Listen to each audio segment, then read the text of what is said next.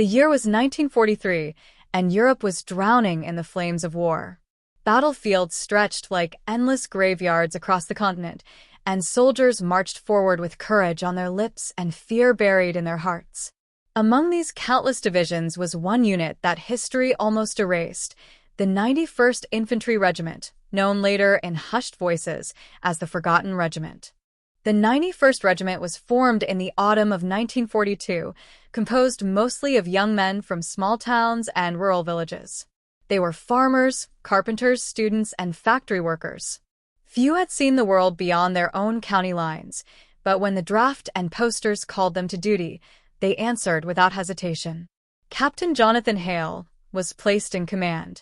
A tall man with gray streaks already cutting through his dark hair, Hale had served in the First World War. Haunted by the trenches of France, he had vowed never to lead men into slaughter again. Yet fate had other plans. The government needed experienced leaders, and Hale's name was dragged from the reserve list. His regiment became a patchwork of personalities. There was Private Daniel O'Connor, a fiery Irish-American who cracked jokes even in the muddiest trenches. Corporal Samuel Brooks, the son of a preacher, carried a small Bible in his breast pocket and whispered prayers before every march. Then there was Thomas Reed, barely 18, who lied about his age just to wear the uniform. They trained in bitter cold, running drills until their boots wore thin. At night, they sang songs to drown the silence of fear. The men believed they would be remembered as heroes, that their names would echo in history books. None could foresee how easily memory itself can betray the brave. By spring of 1943, the regiment received its orders. They were to be deployed in Italy, where the Allies sought to weaken Axis strongholds. But unlike other units, the 91st was assigned missions few spoke of: diversions, reconnaissance, and near-suicidal advances meant to draw enemy fire, while larger armies struck elsewhere. Disposable, Hale muttered one night as he studied the orders under the dim light of a lantern. His second-in-command, Lieutenant Robert Mason, frowned. "We're bait," Mason said bitterly. Hale's jaw tightened. He could not deny it. The regiment's name appeared at the bottom of lists, its assignments scribbled with vague instructions. It seemed their lives were worth less than the ink used to write their orders. Yet duty bound them, and soldiers followed, without complaint. Their first true engagement came near the mountains of Cassino. The enemy held fortified positions, and the 91st was tasked with storming a ridge to distract German forces, while the main assault flanked from the south. The morning was cloaked in fog. The men advanced quietly, boots sinking into wet soil. Then the first shell screamed through the air. Explosions tore the earth apart, and bullets whistled like angry hornets. Private O'Connor shouted jokes even as he fired his rifle. "If we make it home, lads, drinks are on me."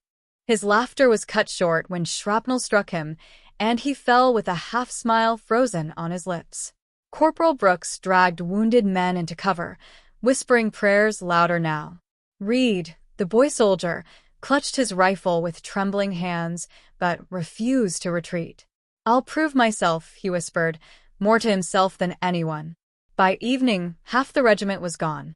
But they held the ridge long enough for the larger divisions to move into position. When the smoke cleared, Hale counted his men and realized they were already becoming ghosts. The days that followed bled into weeks, and the war showed no sign of relenting. For the men of the 91st Regiment, there was no respite.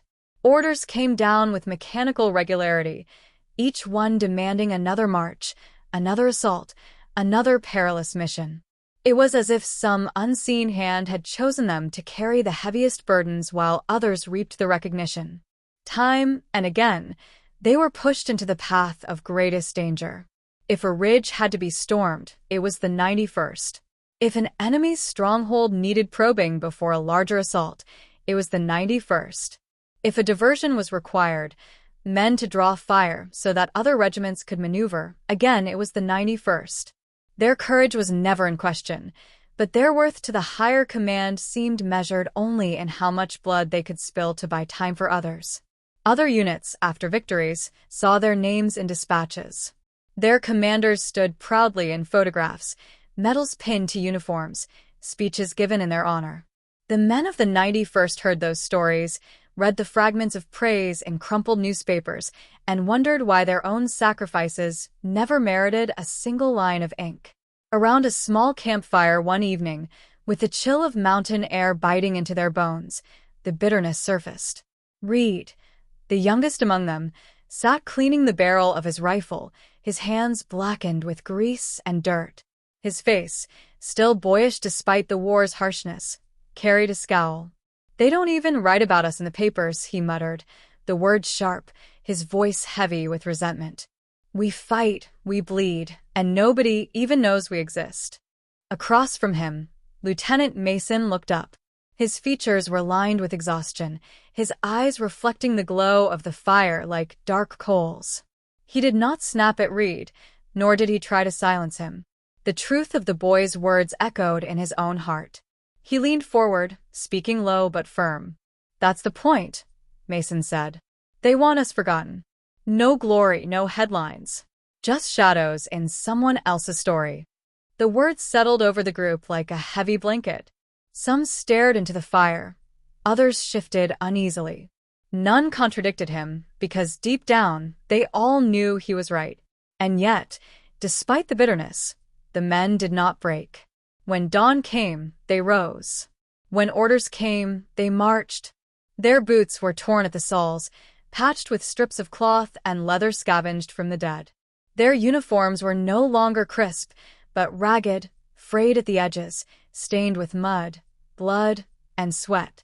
The bright colors of insignia had dulled, and their helmets bore the scars of shrapnel and stone. They were not the shining soldiers of propaganda posters anymore.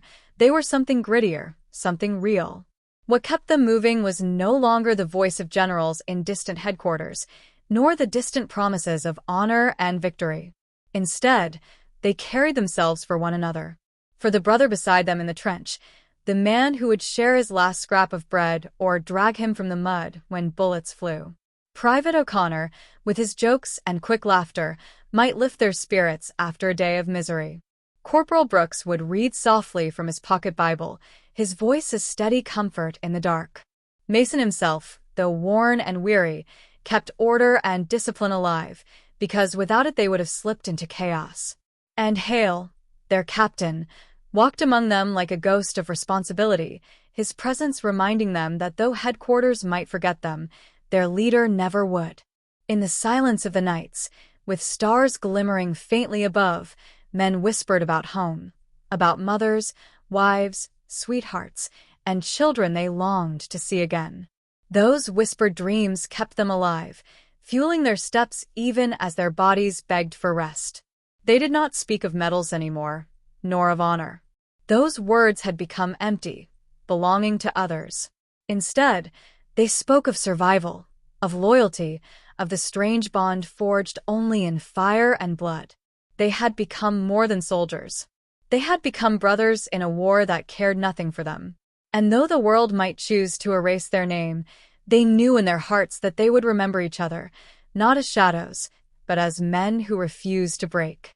The winter of 1943 was cruel. Supplies were scarce, and the regiment often went days with little more than hard bread and thin soup. Snow fell heavily in the Apennine Mountains, burying the dead where they fell. Frostbite claimed more men than bullets. Yet the regiment fought on, ambushing enemy convoys, cutting supply lines, and holding impossible positions. Their courage was unmatched, but headquarters sent no reinforcements, no letters of recognition. Hale wrote reports, begging for relief, but his words disappeared into bureaucratic silence. His men grew thinner, quieter, and their eyes reflected the emptiness of soldiers abandoned by the very cause they served. In January 1944, the 91st received what would be their last order, to hold a narrow pass against advancing German forces. They were fewer than 200 now, exhausted and ill-equipped, yet the order demanded they resist at all costs. The men prepared trenches, set mines, and whispered farewells as though they already knew their fate. Hale walked among them, placing a hand on each shoulder. "You are not forgotten," he told them. "Not by me, not by each other." When dawn broke, the enemy came in waves. The air shook with artillery, and the mountains echoed with gunfire. Men fell one by one, but none retreated. Reed charged forward with his rifle until a bullet struck his chest. Brooks fought until his Bible, pierced by shrapnel, fell from his pocket. Hale himself was wounded but refused evacuation, shouting commands until his voice gave way to silence. By nightfall, the 91st Infantry Regiment no longer existed. Of nearly 1,000 men who had once marched proudly under its banner, only a handful crawled away into the darkness. In the official records, the battle was listed as a delay action. The regiment's name was barely mentioned, and their sacrifice was overshadowed by larger victories elsewhere. Families received telegrams with cold words: killed in action, missing in action. No tales of bravery, no medals, no honors. The men who survived returned home to small towns where few asked questions. They carried memories of brothers who never returned, of laughter cut short, of courage unrecognized. They were living ghosts of a regiment that history had chosen to forget. Decades later, in a quiet cemetery, an old man knelt before a simple stone. It read, Captain Jonathan Hale, 1897 to 1944. He led the Forgotten Regiment. The man who knelt was Robert Mason, one of the few survivors. His hair was white now, his hands trembling with age, but his memory was sharp. He whispered the names of his brothers, each one etched into his heart though never carved in marble. History forgot you, he said softly, but I never will. He placed a small flag by the stone, then another and another, until the ground was covered. He did it every year, honoring those who had fought in silence, those who had died without glory. The world might never know the 91st Infantry Regiment, but among the few who remembered, their legacy lived on, not as heroes in textbooks, but as men who fought with courage when no one was watching. They were the Forgotten Regiment.